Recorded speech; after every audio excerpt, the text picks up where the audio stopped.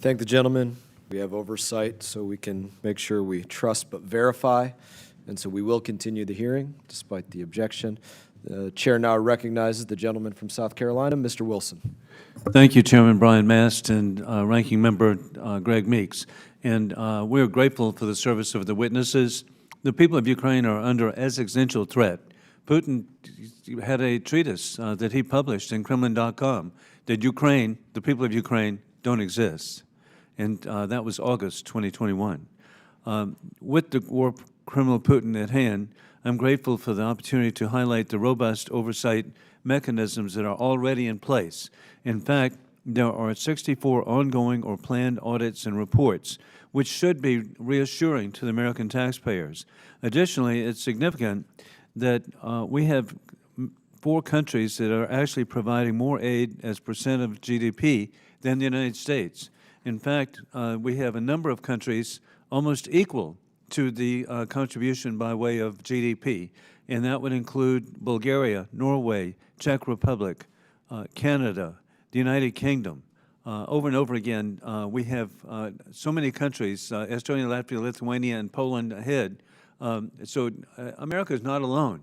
There are countries that understand that truly we are in a existential threat to ourselves, and that is that we have the global war on terrorism of 9/11, which continues. And with the open southern border, I'm concerned there are more risks today than ever before for American families. Additionally, I believe that we have worldwide competition between democracies with rule of law being opposed by authoritarians by rule of gun. And we see that with the mass murder that Putin's conducting today in Ukraine. We see this with the Chinese Communist Party threatening the people of Taiwan. We see this with the regime in Tehran threatening death to Israel, death to America. And as they develop a nuclear capability, they really mean it.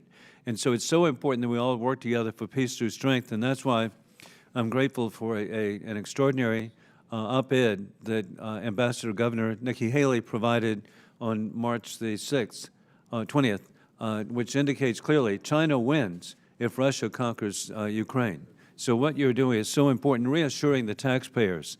And with that, for our witnesses, for each of you, Ukrainians have every reason to make sure that American aid and military supplies are used correctly, not just because if it's abused, the aid would likely not continue, but because American aid is saving lives. It's saving the lives of Ukrainian civilians, women, and children. It is preventing the country by being overrun by war criminal Putin. I believe that if there were abuse of American aid, that sadly that would help Putin, and that's not a good way to be popular, obviously, hopefully, in Ukraine. So what attitudes, as y'all have visited with the people in Ukraine, what is the level of care that you see for American aid? So I'm happy to start. When we were over in Kyiv, everyone with whom we met, up to the Prime Minister, the Minister of Defense, the Minister of Finance, the Prosecutor General, everyone expressed an understanding of the importance of transparency and the importance of addressing corruption, and I think a realization that first of all they need to do that to save their country. They're in a war.